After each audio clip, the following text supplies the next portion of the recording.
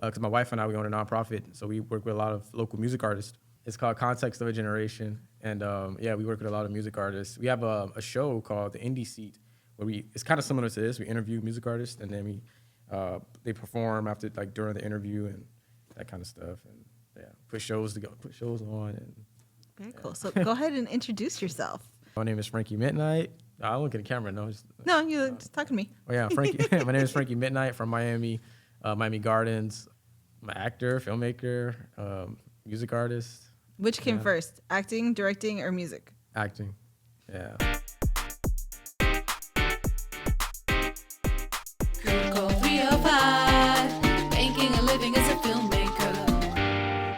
I went to Norland Middle for the magnet program, so I was like in the drama program there, and doing a couple plays when I was younger, and then shifted into music at around 13. Yeah.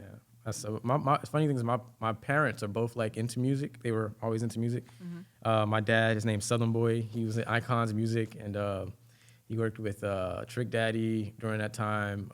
Worked with a lot of artists, Lloyd, Rick Ross before Rick Ross blew up. So it was always around me, but I wasn't never really in it. I was more so doing the acting thing. And then I saw Nirvana on TV for the first time, and I was just like, yo, what is that? Like, it was a whole different concept, just rock music and guitars and all that stuff. So is that more the kind of music that you do, or are you kind of all over the place? So I'm kind of all over the place. I first started out doing like alternative rock though. Like me and my friends, like we were like Nirvana ripoffs. Like, I mean, this is only strange because your film, which we'll get into, is about mumble rappers. Oh yeah. So the fact that your musical stuff, which is why I assumed when you're like you do rock that you also did other things, but no, you were full on rocker. Yeah, full on. I mean, like I got videos on my YouTube channel of us like from that. I love my YouTube channel because I treat it like an archive. Nice. So when you go to it and you go to the bottom, you'll see playlists. I even got in the timeline where like I graduated high school like 2010. So we really started going hard like 2009, like every day practicing. So I got videos of us rehearsing. And I mean, yeah, the first song I learned was Polly, like on guitar. The first guitar I had, I actually, I was so obsessed with music at the time and the whole concept of a guitar and rock and all this stuff because it was so new to me that I didn't have money to buy a guitar. So there's this old door we were throwing away, and I cut the shape out in the door and put rubber bands as the strings. I tried to make a guitar. Nice. And it didn't play though, it was trash. But I think at least you tried. Yeah, I think I showed God just how not desperate, but just how determined I wanted a guitar. And so I got the idea to sell candy in middle school, and that's how I got the money to buy my first guitar. And from then on, it was like pursuing music from then until now, really. When was that? I was 13 at the time. I'm 32 now. Yeah. Long time. So have you had much success in your music career? They were moderate. Like I never was like signed or anything like that, but I mean that's not really a thing anymore. Yeah, it's nice. It's interesting, the whole industry. But yeah, I mean I've performed and I've hit levels where I've been able to like perform and been to Atlanta, work with a lot of like big time artists and stuff like that, but never really like crazy successful. I can go and do a tour myself or anything. I don't know. Like I feel like if I pursued it and really focused more on it, like I would probably hit that level. But I don't know if I understood it as much when I was younger because it was just me and my friends in a band, and then I just started learning the guitar, and then we learned how to make music together, learning songs, and then we start writing songs, and it was like processes like, oh wow, we're doing this and we're doing that, and now we're playing our songs live, and now people like our songs, and I don't think we're really business minded. We were more so just caught up in the hype of being able to do it, like to actually go out and perform the songs we made.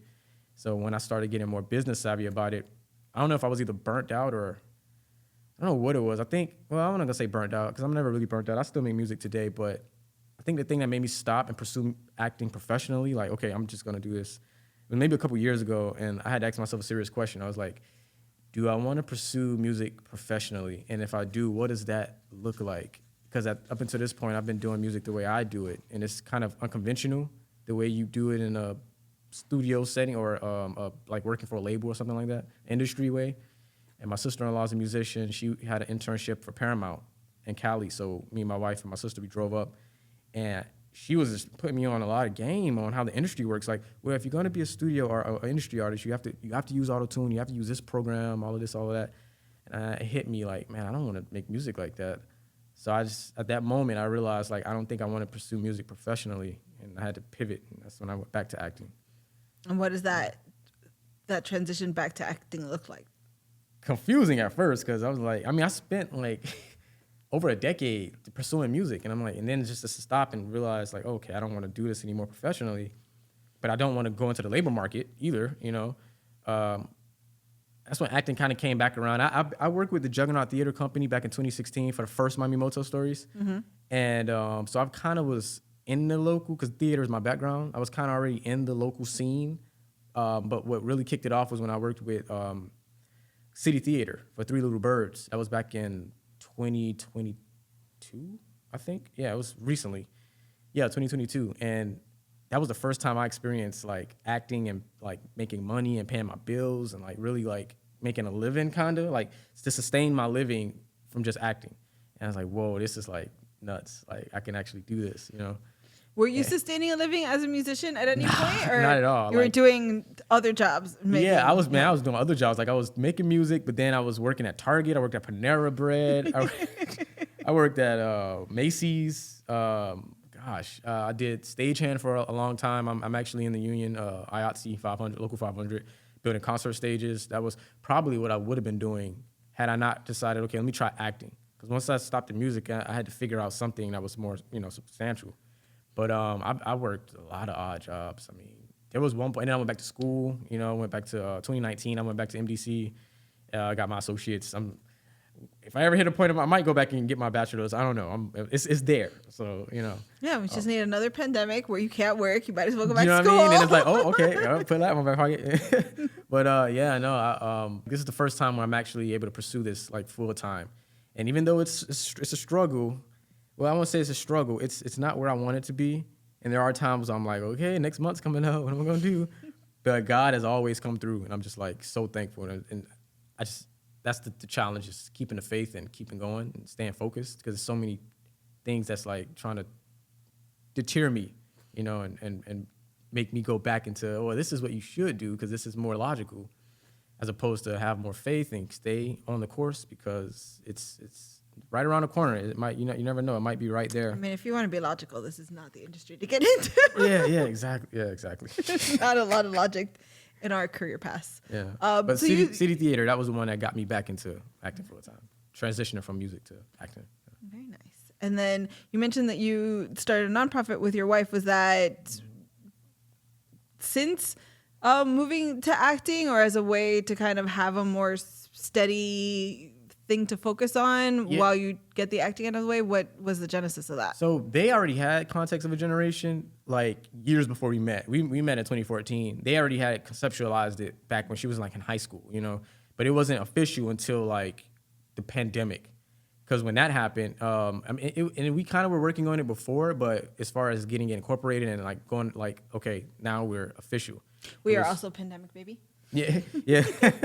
Yeah, so it's like, and it's weird because the pandemic, even though it's weird, like it stopped the world, it also birthed a lot too. It kind of put a reset on things. It gave us like, it made the playing field a little equal, almost. And I think that's what just gave you a chance to breathe and be like, what do I actually want to do? Right, and how can I do it? Yeah. Yeah, exactly. And so, yeah, because the world stopped, and it's like, okay, I can actually breathe and figure out what I want to do and figure out how to actually do it. And from that's when we started, that's when we incorporated Context of a Generation and working with a lot of music artists. They already had kind of, my wife and her sister, Kiana Major, they already had ideas of what they wanted to do, so we just put our heads together and did that. But the acting came, like me, when I say professional, I mean like I was doing it before, but it wasn't like I was making money from it or nothing. It was more of, oh, this is a serious hobby. But it became professional for me like in 2022, so that was Context of a Generation, or COAG in short, that was already kind of happening. In the works. Yeah, in the works. This episode is sponsored by Unique Producer Service is South Florida's premier grip and lighting house. In business over 50 years, they have the experience to help you along the way, whether this is your first rental or your 100th. If you need to come test out lights before you shoot, need equipment delivered, or you need a full crew, Unique has got you covered. You can visit their website at uniqueproducers.com or call them at 305-681-7627.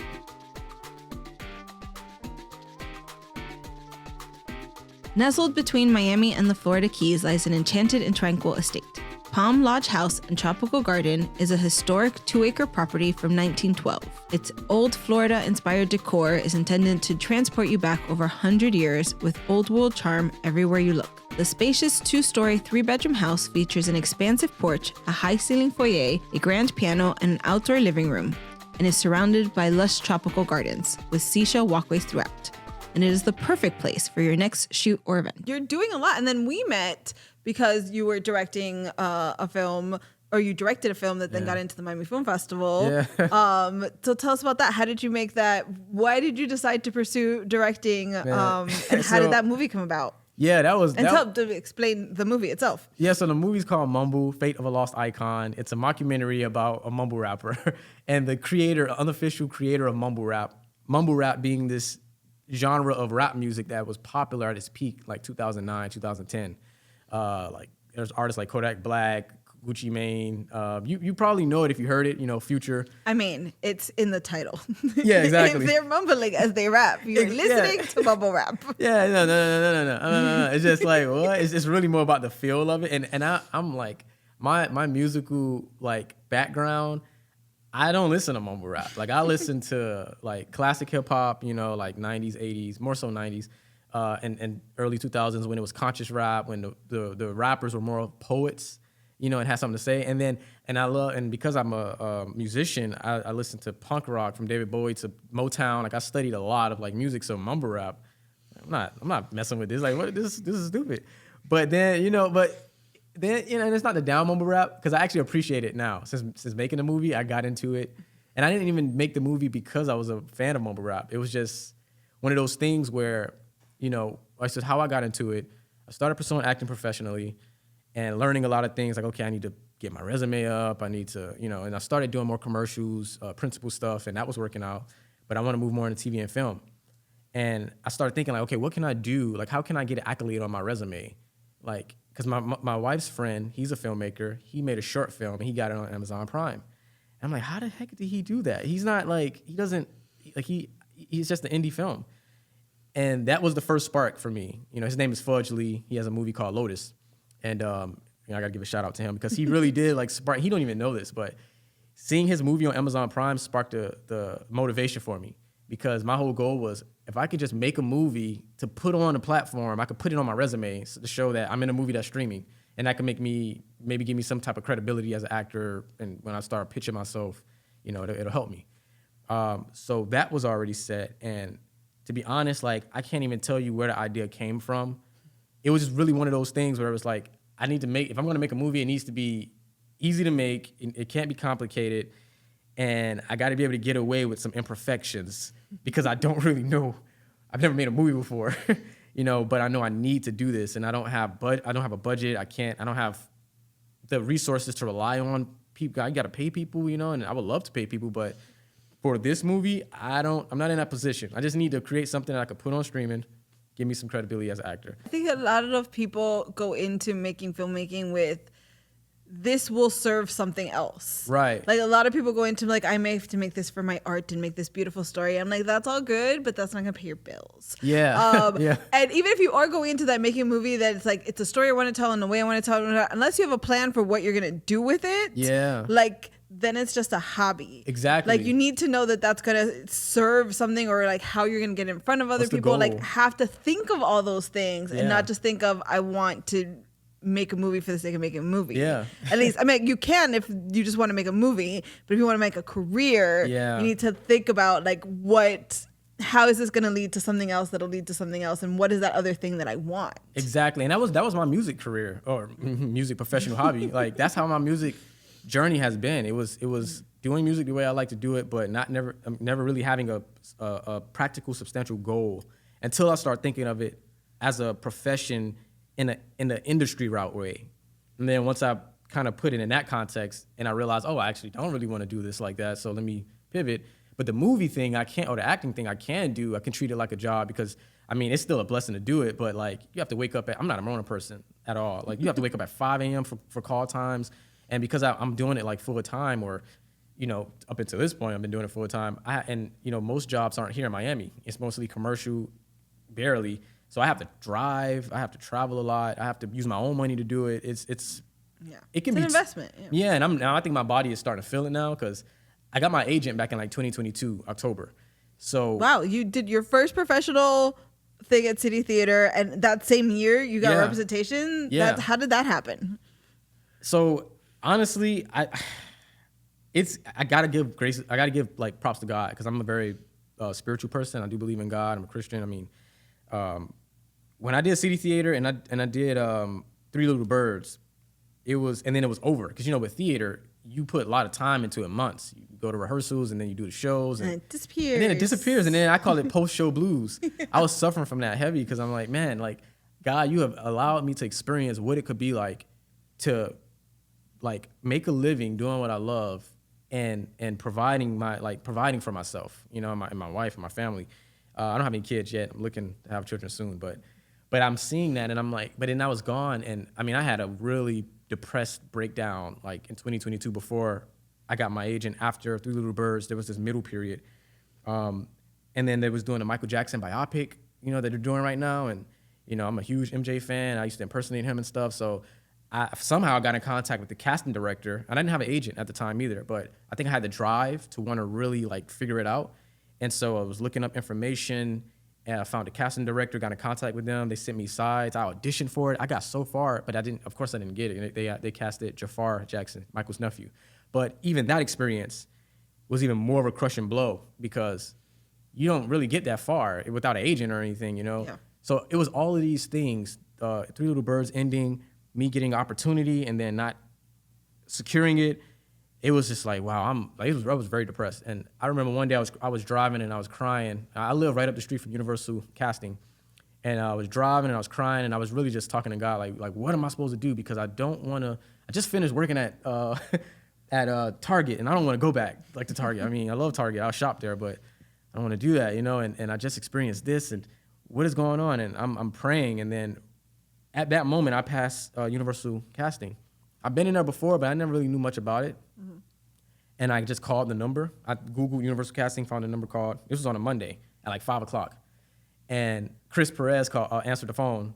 And I was like, hey, and he probably heard it in my voice. I don't know. But I was like, hey, how y'all doing? I'm just calling because I saw the building. I don't know.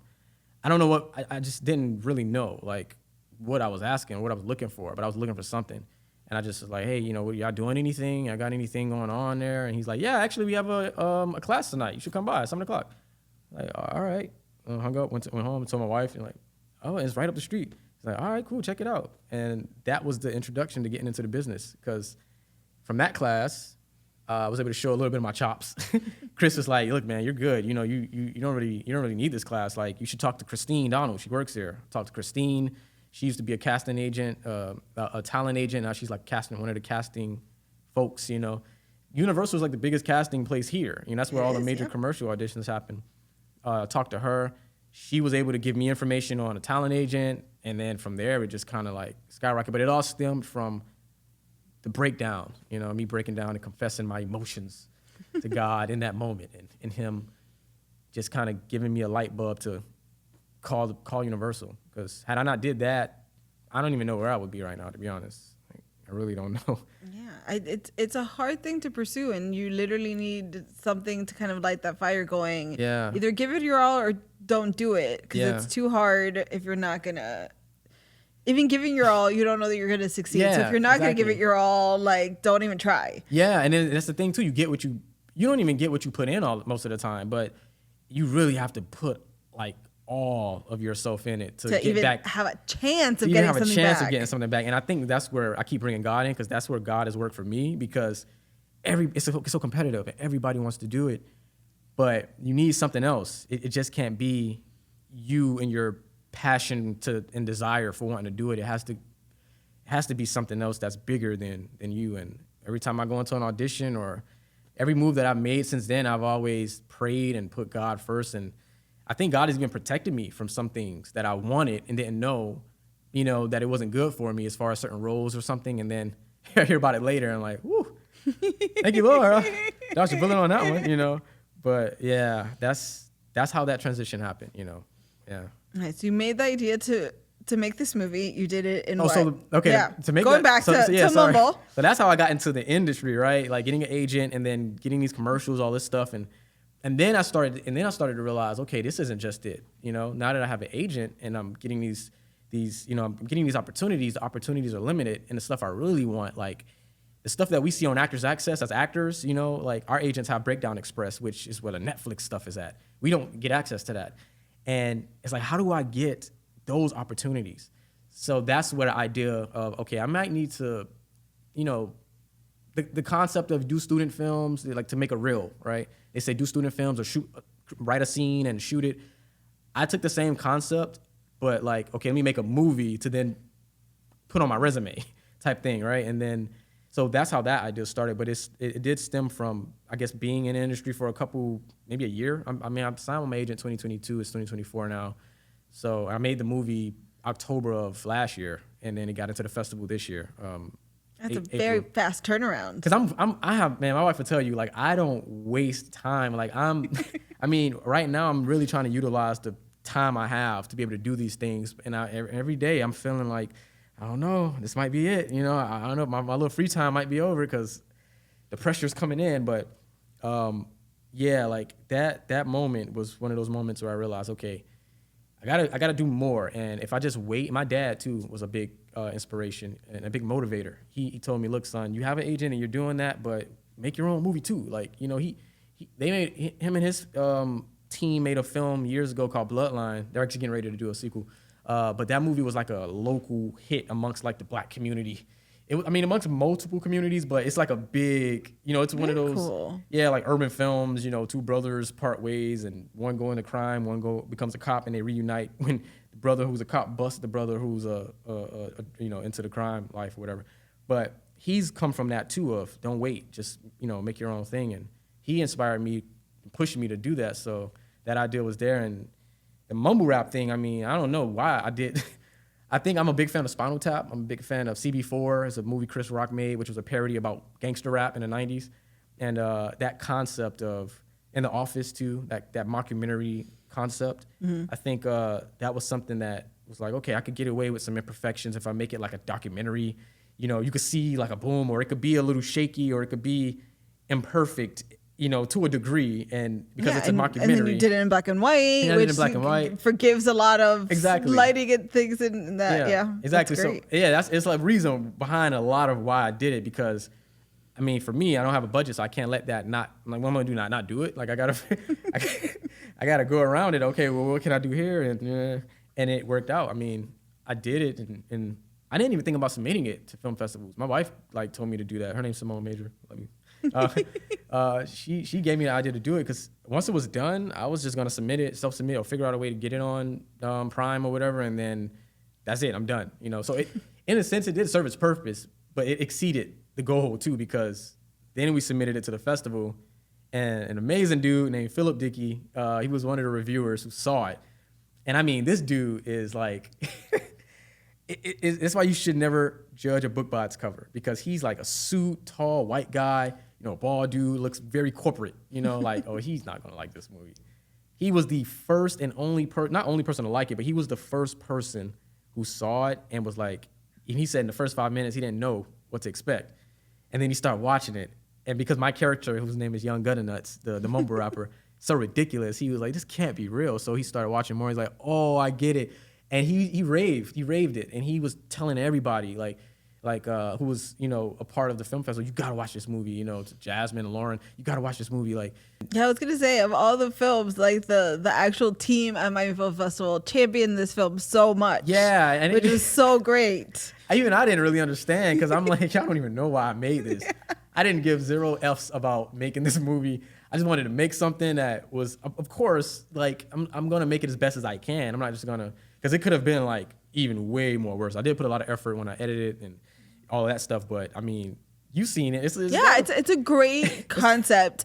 Like the idea of the history of mumble rap, which is obviously a genre that doesn't get a lot of like intellectual exploration into its origins. It's very simple but really thought out, and has a very specific arc and all of the characters, because it's documentary style, you don't really have to go into their background a lot. Exactly. But you get so much of their character in each of those interviews that they're just like, you want to see where they're coming in and where their opinions and where this guy ended up. Like it's a very well thought out, and it's true. It's like a concept that is very easy. Yeah. Not that had you had more money, you couldn't have done a lot with it, which I think you can. I think you should, because I think it is a great concept. And you've done so much great with such little resources. I can't imagine how great it would have been had you had more stuff. I look back at it now and I'm like, okay, I would have did this different. It could have been more it definitely could have been more like on a Chris Rock CB4, or even Robert Townsend's 5 Heartbeats. It's a classic movie about a fake soul band. But it could have been more on that quality had I had a bigger budget. But I just love it for what it is. I mean, it was more of the spirit behind why. Like to me, it speaks volumes in what you could do with little to nothing and what it can achieve. It just changes the perception of, you think that you can. It has to be done this way to get this, but in actuality, you can still get this behind the intent of what you're doing and doing it to the best you can do it, and it, because I still had to have some, I mean, I had editing knowledge before and like storytelling, I'm a writer and stuff like that to a degree. I mean, we didn't have a script for that movie. It was all like outlined and okay, hey, Eddie, you're Young Gun Nuts manager, and in this scene, he's trying to get a record deal and we're in a meeting and everybody improv'd the lines. But that's awesome. Yeah, it was really fun. It was really fun. But once they knew, and I was blessed to work with some talented people who, when they knew what the context was of the scene and they knew who they were, just run with it, and naturally we're just funny people in general. When we're amongst our friends in the comfort zone, we're like some of the funniest people. And I think that's how Judd Apatow, the director of Superbad and Rodeo Virgin, that's how he approaches his films. He let the camera run. He has an outline of a script, but most of the stuff we see in those movies are like the improv stuff, because that's what you surround yourself with talented people, and talented stuff's gonna come out. It's gonna come out, yeah. But the festival, the Miami Film Fest, that was unexpected, and that definitely sparked a whole new motivation. I mean, it was the first experience, like being a filmmaker and having my project in the festival on that side of it, not just like I'm an actor in a film that's in the festival, but this is my product that's here, and it's like people are taking well to it and seeing, like even Philip was like, I mean, it's no epic, but I love it. It's like I love it. Like it's funny, man. And then you start to feel for Young Gun Nuts, and then he gets shot at the end, but then he's like, oh no way, I'm not gonna tell y'all what happened. You gotta watch it, but it's and like, you can now, because you can now. Successfully got it out on streaming. Yeah, it's on Tubi, it's on Amazon Prime, and it's on Fossum. And for me, I mean, look, say what you will about Tubi, but Tubi it's like a hidden gem. And I'm actually learning a lot about Tubi, because Amazon Prime Video, that's like a great accomplishment. It's great because of the prestigious level it's at, And then there's Hulu, and then there's Netflix, but some people are making more money on Tubi than Netflix. I think a lot of people are. Yeah, it's like Netflix. It's a great accomplishment because of I guess because of the weight it holds in its name and what it's built itself up to be. Yeah. But if you want to make some serious money, you can make some money on Netflix, of course. But there's so many different ways to go about it, Getting your thing on Netflix is more like the fact that you got on Netflix will help you land the next thing. Exactly. Whereas you actually want money in your pocket. Yeah. And you can make That's a different thing. You can make a license it out to Netflix. They'll buy it for $100,000 for 10 years, But then you could probably make $100,000 in 3 months on Tubi with the right marketing. It's still, I'm telling you, like it's. Has the film been successful so far? Have you at least made what you put into it? I've been making just enough where I could use that money to not only sustain my life, but to fund the next project. That's pretty damn good. Yeah, it's for not bad. A movie you shot in what? It was 5 days of shooting. 5 days of shooting, 5 days of editing. Yeah. So and now you're making a living off of it. Like that's a pretty damn good investment. No, it's a blessing, because I'm telling you, like I don't know, like I can't logicalize it. I can't really. I have to give it back to God, and I do sacrifice a lot, and I do fast, and I do pray, and sometimes I feel crazy, and sometimes people look at me crazy, like, like what are you doing? Like, why are you, like sometimes I'll do these fasts where I'll walk I've walked like 19 miles, you know, to and from a place, equating the 19 miles. And in that walk, I'll pray and I'll talk to God, and it's almost like I'm stepping into a sauna. You know, that's how it feels, or stepping into a cold, nice shower. But in that time, it's a spiritual exercise, and you have to do it. You know, for me, I have to do it. And you don't have to do that. You know, you could do something else, but you're sacrificing something and being in an uncomfortable situation that's not harmful, but just to God, to give back to God, because God has given me so much. And frankly, we got life. You know, if you believe in spirits and entities and things like that, those things don't even have life. You know, they crave our life. That's why they fight so much like demons, they fight so much to possess us or to make us, or negative energy. It fights so much to take from us, because they, you know, their misery loves company. So it's like we have life and we have a blessing and a gift. I'm just thankful for that. And then I'm starting to appreciate pain now. It's weird. I lost my grandmother, you know. Sorry. Yeah, it just sucked. I lost my grandmother April. My wife lost her mother 2 months later. Oh, wow. And then she just lost her cousin. We've been losing people left and right. This has been the weirdest. Yeah, this has been the weirdest time. And although I have a lot to be angry about, and I could curse and damn God for it, it happens. Death is a part of life. One, and then two, it's challenging me, it's challenging my patience. You know, and okay, am I really a believer of God? Am I really about that life? You know what I mean? Like, am I gonna be angry at God when things don't go my way? You know what I mean? And am I gonna be understanding? And this is gonna make me be a more wiser person, a more all these losses. You know what I'm saying? And I think it's been challenging. It's been really challenging. This year, as great as it's been the same on the other end of the spectrum. It's been like the worst. You know. Yeah, it's been a crazy journey. I'm looking forward to seeing what comes next. Actually, I'm working on my second feature now. So that's the question. Like, what is coming next? So, how have you turned this success into the next kind of stage? Yeah, so I'm working on a second feature. It's different from Mumble. Mumble was a funny mockumentary thing we did with some friends and family, and it got to where it's going. This film is it's a psychological dark fantasy. It's called Joshua's Valley. It's a working title. I might call it that, but it's a man who's fighting substance abuse while treading through a valley as he's being stalked by a demon. And in this valley, he's seeing all kind of stuff. I mean, this was a personal story. I came up with the concept. So you went from very light to very heavy. Oh yeah, it's like the end of the spectrum. Yeah. I mean, and because it came from a personal place. I mean, I came up with the concept.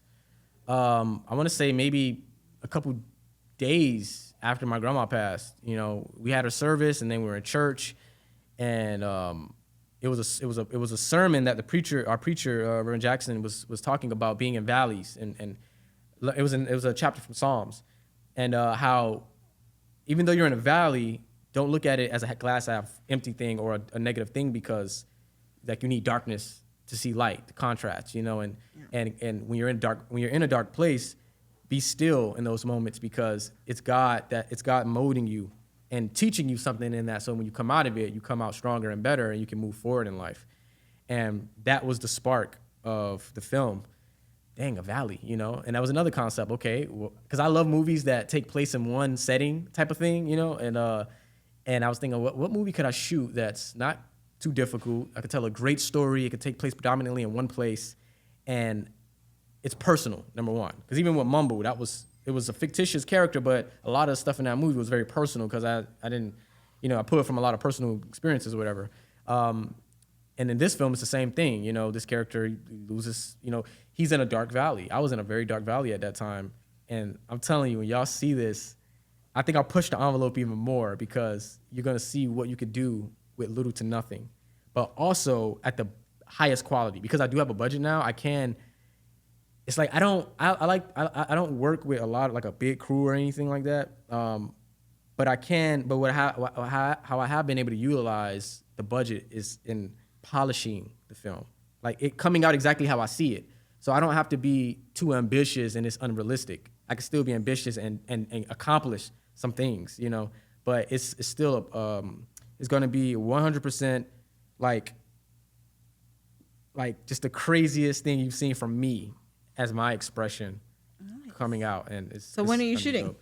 Oh, it's done. I'm already in post. Done? I'm already in post. Yeah, I'm already editing Look at it. that. I'm already like I'm already like 70% finished with the editing. I still have to do the sound composing.